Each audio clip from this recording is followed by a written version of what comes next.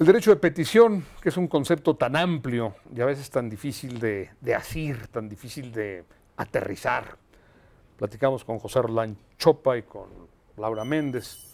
Y la pregunta que hacía hace un rato, Laura, todos, tú lo quieres, yo lo quiero, lo quiere José Roldán Chopa, lo queremos todos. ¿Cómo podemos apretar las tuercas al derecho de petición que hoy tenemos? ¿Cómo podemos aterrizarlo de manera más eficaz para tener un mundo más transparente? Hay un montón de grupos que no quieren ceder información. ¿Tiene que ver el derecho de petición o es el derecho de información? Hay un montón de grupos que no quieren que se sepan lo que hacen. En materia política hay una gran cantidad de gente, por ejemplo, lo que reciben los partidos. Dice el artículo 8º que en materia política solo los ciudadanos mexicanos pueden echar mano del derecho de petición. ¿Qué es lo político? ¿Qué podemos hacer para hacer más eficaz y más útil este derecho de petición en nuestro mundo contemporáneo?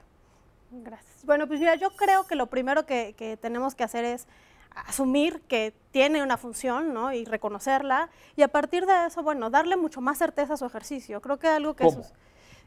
El establecimiento de plazos en algunos casos. 4 ¿no? meses.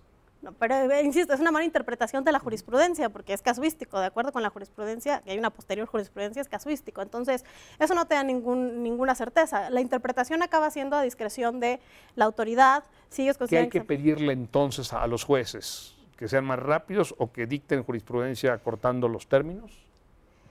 No, bueno, yo creo que se tendría que pedir que yo creo que una reforma que pusiera un plazo no sería, creo que sería positiva, pero entendiendo cuál es el objeto del derecho de petición, no confundirlo con la respuesta de fondo, sino realmente como cuál es la función, el dar una información rápida de acuerdo también con lo que se está pidiendo. No es lo mismo una petición que en su momento se podría hacer por Twitter que una petición de otra naturaleza que puede ser mucho más larga, ¿no? El tiempo de respuesta.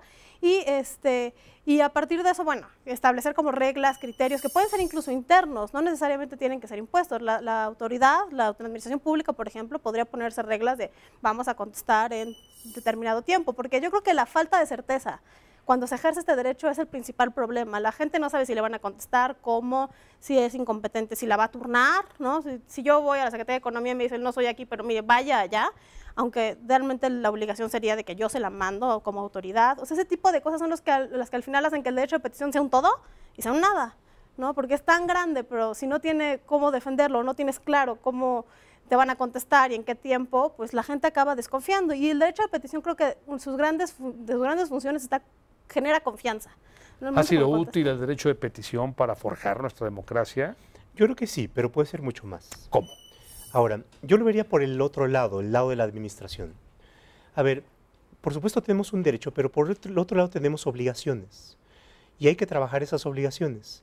En la medida en que la petición, que no necesariamente tiene que ser de alguien, sino puede ser algo anónimo, está respaldado por un buen sistema de obligaciones, entonces eso da la carga a la administración para que dé respuestas, no solamente a quien le pido, a quien se lo pidió, sino a la sociedad para que realice mejor su función. Entonces, hay que verlo por el lado de la obligación de la administración. Pero por otra parte también, las peticiones que formulan las personas es un extraordinario instrumento para que los servidores públicos tengan información de qué es lo que está pasando y por tanto puedan aprovechar esta información que es cada vez más democrática con las nuevas tecnologías y por tanto puedan mejorar su funcionamiento. Y no es solamente una técnica de goteo, esto es, el derecho de petición te lleva a que la actuación sea por goteo, a una petición, una respuesta. En la medida en que la información te da una noticia de los problemas más estructurales, entonces las respuestas pueden ser mucho más globales y por tanto creo que en conjunto esas peticiones y la multiplicación de peticiones puede mejorar el conjunto de la función administrativa. Déjame entrar a un tema que a Pepe disgusta o inquieta, y ahorita me aclaras, puede ser una pregunta malevolente. Quiero vincularlo con las acciones colectivas. Para ejercer el derecho de petición, ¿yo tengo que tener interés? ¿Tengo que tener un interés jurídico o no? No, un interés simple, cualquier interés. ¿Estás de acuerdo con Laura? Plenamente. Ahora, entonces, ¿por qué hay tanta resistencia por parte de algunos grupos hacia las acciones colectivas? Un grupo de personas se sienten agredidas porque una compañía está contaminando un río. Yo le pido a la autoridad que ponga orden a esa compañía porque está contaminando el río. ¿Suena muy bien o no? Sí. ¿Cómo vincularíamos el derecho de petición con las acciones colectivas? Es que yo creo que en el tema de una acción colectiva ya es otra figura, que es la acción, ¿no? De ir a un juez y que el juez atienda tu demanda y daños y perjuicios y demás. En el caso Es una forma de aterrizar el derecho de petición. Ya no es Claro, un derecho de petición que se quede en lo abstracto, porfa. Exacto. No. Le obligo a que intervenga.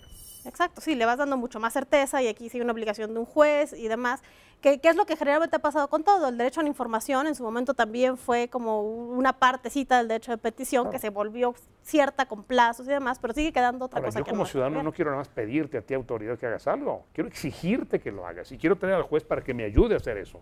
Claro. O sea, entonces, estas acciones colectivas o muchos nuevos instrumentos, la reforma del artículo 1 de la Constitución, no van a dar al traste con el derecho de petición, no al traste en el sentido de desaparecerlo, sino de actualizarlo y de crear las herramientas con dientes necesarias para que la autoridad se vea obligada a atenderte. Es que siempre va a quedar una parte del derecho de petición en la que no tienes derecho a lo que pides, ese es el tema. O sea, cuando a ti te reconocen un derecho subjetivo, que es el derecho a que me den lo que pido, ¿no? Entonces se convierte ya en un procedimiento de una acción acciones colectivas o derecho a información y demás, pero siempre va a quedar algo que tú como Estado no puedas prever, y entonces en esa medida en lo que no puedes prever siempre va a estar el derecho de petición como tu única alternativa, entonces por eso es tan valioso. Ahora, ¿cómo le damos certeza a esto?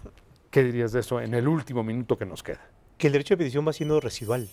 Esto es, lo que no sea acción concreta finalmente termina siendo una petición en general.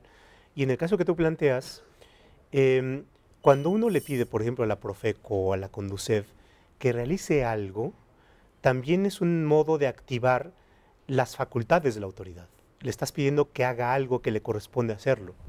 Y entonces regresamos al punto de partida. El derecho de petición puede ser extraordinariamente subversivo. El derecho de petición puede ser extraordinariamente subversivo y las acciones colectivas, al parecer, también lo van a hacer, Claro, pero te con dan más las armas. garra. ¿Sí? Pues Pepe, Laura, ha sido un privilegio tenerlos esta noche con nosotros. Y bueno, y usted, amigo que nos escucha, ¿qué tiene que pedir? ¿Y cómo lo va a pedir? Buenas noches.